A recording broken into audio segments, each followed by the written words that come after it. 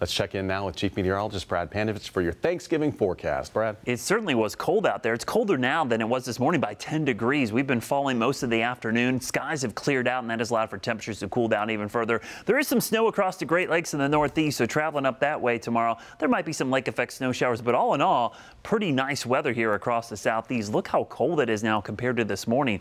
A lot of 30s and 40s showing up. So tomorrow, definitely a different day. We were in the low to mid 60s the last couple of days. We'll be back up around 57 tomorrow. Smooth travels, at least from a weather standpoint, but noticeably cooler. The good news is wall-to-wall sunshine. You see the cold start in the morning, recovering back into the mid and upper 50s, which, by the way, is still below average, and then cooling down again tomorrow night rather quickly. The good news is mostly clear skies. Travel forecast tomorrow, you see sunshine across the Southeast, really no issues traveling anywhere on the East Coast. Those few lake effect snow showers won't be a big deal. The one area to watch out for, the West Coast. There's a couple of winter storms that are going to be impacting the West Coast over the next couple of days. Those winter storms will be impacting coastal sections of California up to the the Pacific Northwest. Now, they need the rain in California. That's good for the wildfires. The bad news is all those burn scars are going to cause possible mudslides and debris flows. Something to keep an eye on out there. But as we look ahead to Turkey Day, our forecast around here, what do you want to expect?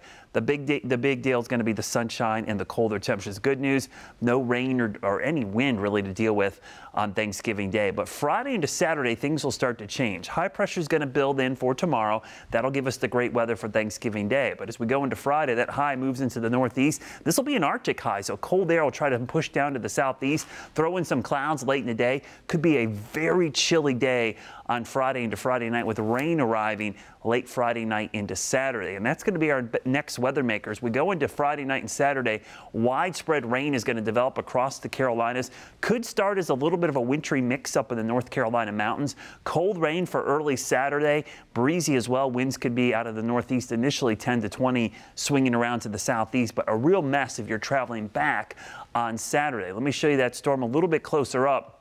Kind of show you how this unfolds. High pressure wedges that cold air in on Friday. Watch the system approaching from the Gulf Coast and look carefully right there. Brief mix in the mountains and foothills. Shower spreading in, but it's in and out quickly. Sunday looks fine. High pressure builds back in for Sunday, and another fast moving system approaches on Monday. So if you want to get some traveling done, Friday and Sunday look good. Saturday and Monday do not. 40s tomorrow in the mountains, 50s across the foothills. The good news, wall-to-wall sunshine for everybody.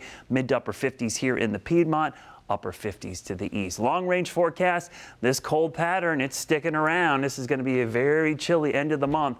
That'll keep the trend going. The 7-day forecast shows the cooler weather for Friday into Saturday, which looks very wet and cold.